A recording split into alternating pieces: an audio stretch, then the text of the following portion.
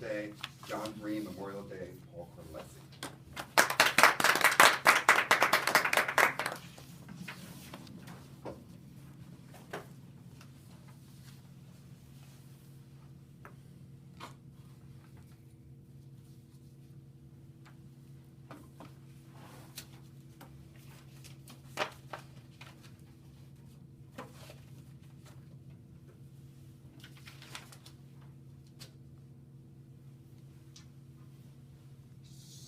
What is Memorial Day? You've all seen this picture. I've shown it on several of the speeches that I've done here. Memorial Day is supported every year for the past 60 years by the Quakertown Fire Company. I've managed the ceremony from the town's perspective for about the past 5 years, long before I was involved even in Toastmasters. This is our lineup this year. We have, in addition to the chiefs, there's my wife. Son number 1 is looking rather stern over there. We have some other of our members who are currently active duty Marines, and our lone remaining Women's Auxiliary member.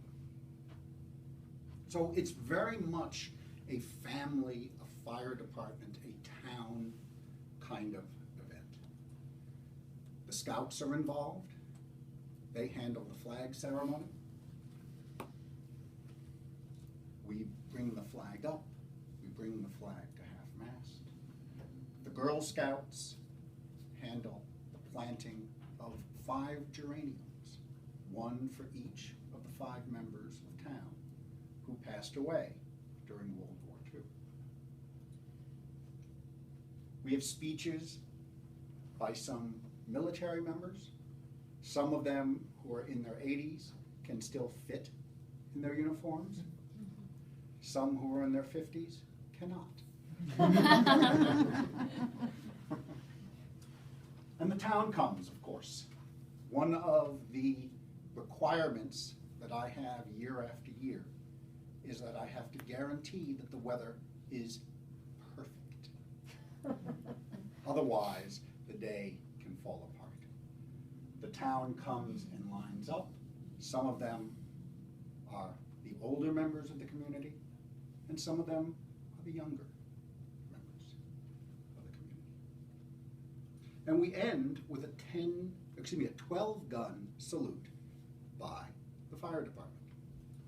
What is interesting to note is that these guns, which served with the Marines in the Pacific in World War II, are twice as old as the firemen who fire them. We currently have 5 members of the fire department who have joined the Marines in the past 5 years. One of them is an embassy guard in Burma. 2 of them are still going through their training. And the other 2, Kian is active duty, currently positioned in Afghanistan on patrol, and John is in Spain as part of the active duty rapid response force for Africa.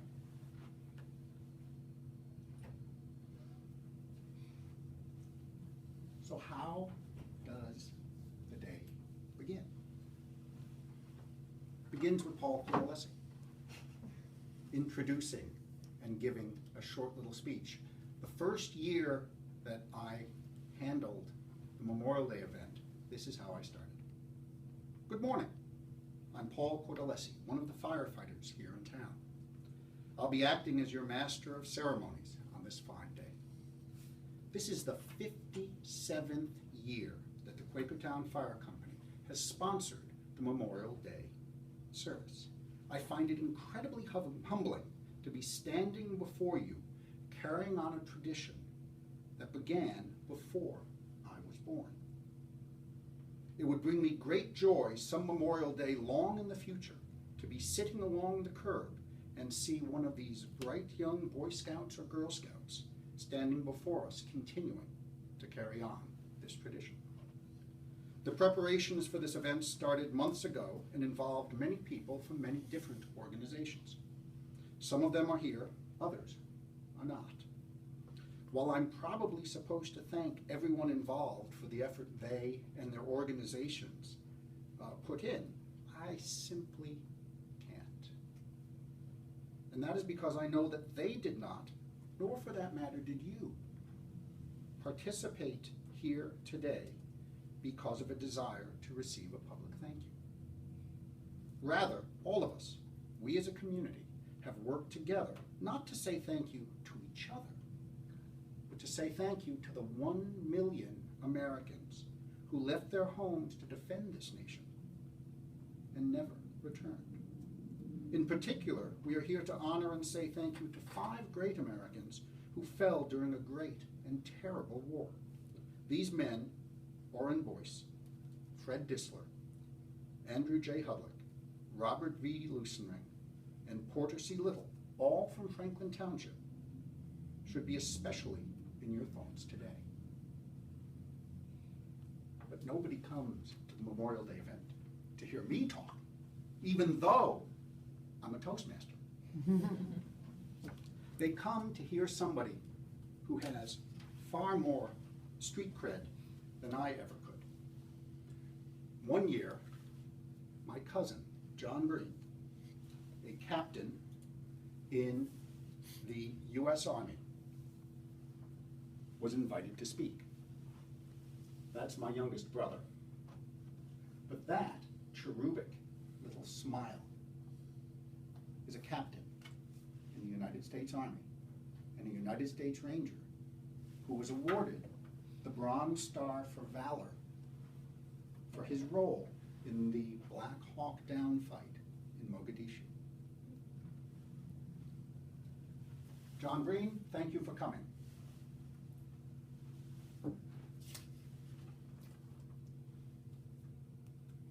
Happy Memorial Day. It is an honor to be representing veterans today. Thank you so much for inviting my family and me down here this weekend to share a very important holiday. At the end of a long winter, many hard work weeks, and some crazy journeys, we find ourselves together with a short opportunity to pause, take a long breath, and thank those who have made the ultimate sacrifice for our families, for their buddies, and for our great nation. Today is their day. Today belongs to those families, mothers, fathers, brothers, and sisters, who said farewell to a loved one over the phone, next to a bus, or in an airport, and then never got to say goodbye as a young life ended violently and valiantly on the farthest side of the world. To me, this day is about pause. It's all about silence and a brief reflection. In the brilliant movie Saving Private Ryan, we see an aged Ryan standing with his family at a gravesite in France for fallen American warriors. He stands before the grave of the Ranger captain who brought him to safety and sacrificed his life for Ryan and Ryan's family, so that they would not lose all of their sons to the grinder of World War II. Ryan, now in his late 70s or early 80s, asks his family joining him at the gravesite to tell him that he lived a worthwhile life, a good life. He's surrounded by his family, a family he has built and enjoyed through at least 5 decades. His rescuers never tried. Memorial Day is our opportunity to stop and ask the same question. How am I doing? Am I doing a little bit to help out in my community, in my family, in my nation? Are we putting on an effort to deserve the sacrifices that have been made for us? Personally, I'm optimistic about the character of Americans, and I believe we do try, as we can see by those who made it here today. My own experience in this profound silence and pause was after the Black Hawk Down battle of October 3rd and 4th, 1993, in Mogadishu, Somalia. After 36 hours of intense violence through which the tide of battle shifted every 10 minutes, and the magnitude of fire shattered my hearing, we fought our way into an old soccer stadium occupied by the Pakistani army. One of those mundane, large places vets find themselves in after battle. Silence. As we entered its protective walls, we immediately left the rage surrounding it in the city. We all went immediately to work, caring for the wounded, servicing our weapons, eating, all to prepare for more battle. And with little discussion, even in all this quiet bustle, a shrine was established. In one corner of the stadium, between two medic vehicles, our dead brethren were laid out on their first stop home. Men we ran with, ate with, partied with, and prayed with, lying silently. Some were badly injured and covered up. Others laid serenely, almost appearing like athletes at rest after the ultimate competition. Around them silently knelt and stood their brothers, already asking Ryan's question: what can I do to deserve their sacrifice? My final tour of duty was in Hawaii. Hawaii had to be defended, and I believe it required my special mix of skills, whatever those might be. In Hawaii, I had the opportunity to re-enlist 12 different soldiers on the Arizona Memorial. To go to the Arizona, you board a small boat at the Pearl Harbor Memorial and leave the noise and bustle of Honolulu behind. You leave one of the most vibrant and beautiful places on Earth for one of the most sacred, silent places on the planet. Standing on the memorial, you can look over the side and see the drops of oil rising from the tombs of hundreds of sailors. There are few words that can give it justice, and appropriately, few words are spoken. The water laps against the side of the memorial. The warm Hawaiian breeze passes through. We utter quiet prayers, raise the flag, and then re-embark for Honolulu. We re-enter the land of the living. Quickly shed uniforms, put on surf shorts, and hit the beach. Which is exactly what I believe is the way those we honor today would like it. God bless our men and women in service today. Please bring them back safely to enjoy our beautiful land and what they have made possible. Have a great Memorial Day, everyone. Thank you for your hospitality. And with that, he walked off.